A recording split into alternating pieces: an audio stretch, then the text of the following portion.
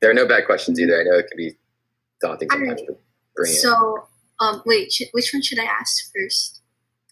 Okay. I think, okay, so I'll start with the first one. So what does the typical like film job process look like?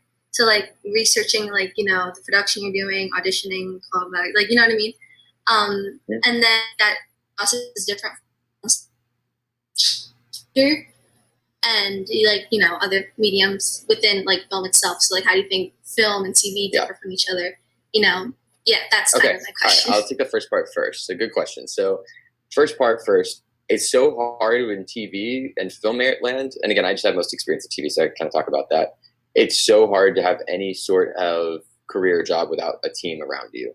So for instance, what I mean by that is like, you can go on Actors Access is like a website that you can see breakdowns of auditions, which if you guys haven't been on that, I recommend you check it out. It's just a good kind of lay of the land of what kind of things look like. But the crazy thing is that you can't really get any traction on that website unless you have an agent or a manager, right? And I've been lucky enough to have a manager for the last years of my career that found me.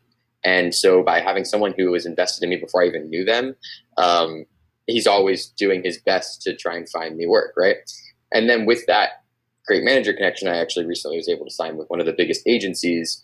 Obviously, I'm like on a very small totem pole with them because they rep people much bigger than me, but it was able to get my foot in the door because of my good manager. But what it looks like when you have a team like that is I'll get an email, and it's always the most random. It could be at 7 in the morning, it could be at 10 at night, but I'll get an email from them and they'll say, hey, if you're interested, check out this audition.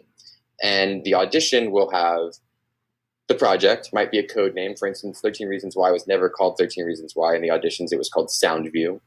That's what they called it. And so it'll have the name of the project. It'll have like obviously the director, the writers. So if you're a good actor, in my opinion, you research those directors and writers, you see what they've done before, right?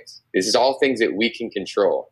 Give you the leg up on someone else. You see that the director maybe has worked on another project that you really love. So if you get the opportunity to meet that director, you could say like, yo, I really enjoyed that, or whatever the case may be. So you get that information.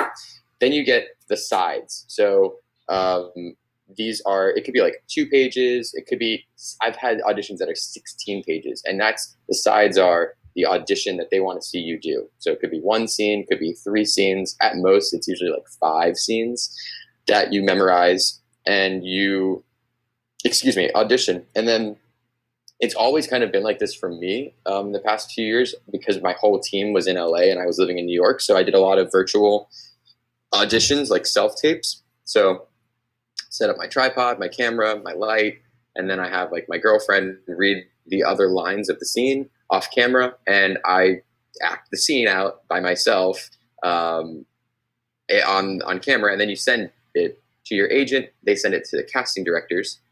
Casting directors look over it, and then they make kind of like their choices, and they send those choices to the producers.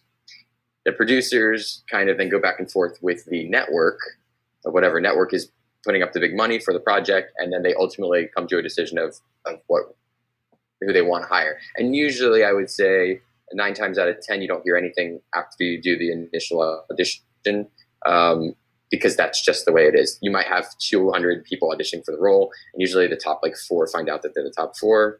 And it's a very lonely business in that regard. So that's kind of like what the process looks like. And then like you've like heard with the 13 story, like if you book the role, like you could be working the next day, and like you just go. This time with COVID, like when I just booked on All Rise, there was a couple days in between because we had to make sure that I got a COVID test, and I was tested every day when I was on set. So there was like a little bit of lead up to that to make sure we didn't have COVID entering Warner Brothers lot. But I hope that kind of answers that portion of the question.